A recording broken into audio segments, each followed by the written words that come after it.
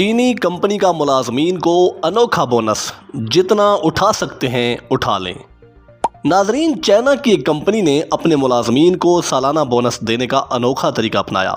70 metre لمبی میز پر چینی کرنسی کا ڈھیر لگا دیا اور تمام ملازمین کو 15 منٹ کا ٹائم دیا کہ وہ اس ٹائم میں جتنی رقم اٹھا سکتے ہیں گن کر اٹھا لیں۔ کمپنی ملازمین نے پیسے اٹھانا شروع کر دیے۔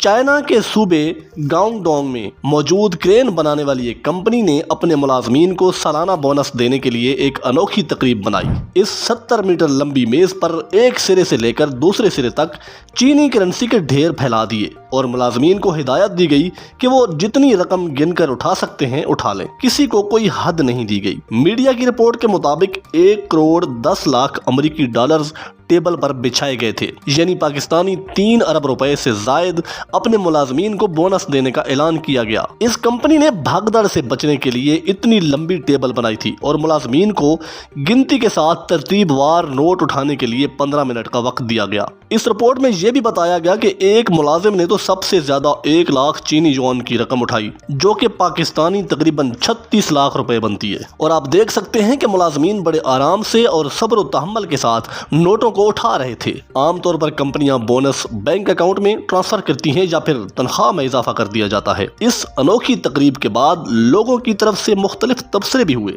کچھ لوگوں نے اسے دلچسپ اور منفرد انعام قرار دیا، جبکہ کچھ لوگوں نے یہ کہا کہ یہ ایک مارکیٹنگ انسٹنٹ ہے جو کہ کمپنی کی طرف سے کمپنی کی مشہوری کے لیے کیا گیا ہے۔ ناظرین، چاہے یہ طریقہ ملازمین کو خوش کرنے کا طریقہ ہو یا محض ایک چال ہو، دنیا بھر میں ایک موضوع تو بن گیا ہے۔